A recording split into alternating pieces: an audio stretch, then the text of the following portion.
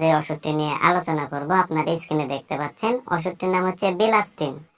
এটি একটি 20 mg tablet জাতীয় ঔষধ। আর এই ওষুধটির উপাদানের মধ্যে রয়েছে বিলাস্টিন। আর এই ওষুধটি উৎপন্ন করেছে বাংলাদেশের সুনামধন্য ওষুধ কোম্পানি পপুলার ফার্মাসিউটিক্যালস লিমিটেড।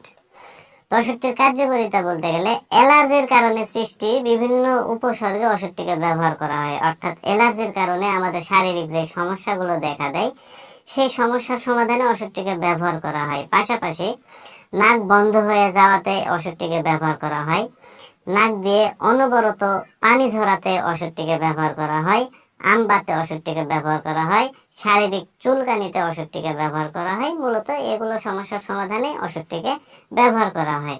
আমি এক কথাতে যদি বলতে যাই তাহলে অ্যালার্জির কারণে সৃষ্টি আমাদের শারীরিক যে সমস্যাগুলো দেখা দেয়, যেরকম চুলকানি, সর্দি, কাশি, হাঁচি, এই সমস্যার সমাধানেই মূলত এই ওষুধটিকে ব্যবহার করা হয়।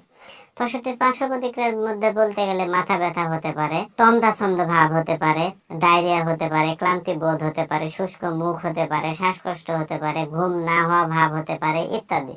ওষুধটির সেবন বিধি বলতে গেলে বিশেষ করে যাদের বয়স 12 বছরের উপরে এবং যারা প্রাপ্তবয়স্ক তাদের ক্ষেত্রে 20 mg একটি করে বিলাস্টিন ট্যাবলেট প্রতিদিন একবার খাবারের 1 ঘন্টা আগে খেতে হবে। এটি হচ্ছে ওষুধটির সেবন বিধি। আর বিশেষ করে এই ওষুধটির উপাদানের প্রতি অর্থাৎ বিলাস্টিনের প্রতি যে সকল রোগীদের অত্যন্ত সংবেদনশীলতা আছে সেই সকল রোগীরা কিন্তু এই ওষুধটি সেবন করতে পারবে না। আর যে সকল রোগীদের মাঝারি থেকে তীব্র কিডনির অকার্যকারিতা রয়েছে অর্থাৎ কিডনির বিভিন্ন ধরনের সমস্যা রয়েছে সেই সকল রোগীরা এই ওষুধটি সেবন থেকে বিরত থাকতে হবে। আর যারা গর্ভবতী এবং স্তন্যদানকারী মায়েরা আছে সেই সকল মায়েদের ক্ষেত্রে এই ওষুধটি সেবন না করাই উচিত বা এই ওষুধটি সেবন না করাই সবচাইতে ভালো হবে। আর বিলাস্টিন 20 mg এই ট্যাবলেটটি বাংলাদেশের যে কোনো ফার্মেসিতে বা ওষুধের দোকানে একটু খোঁজ খবর নিলে অতি সহজেই আপনারা পেয়ে যাবেন।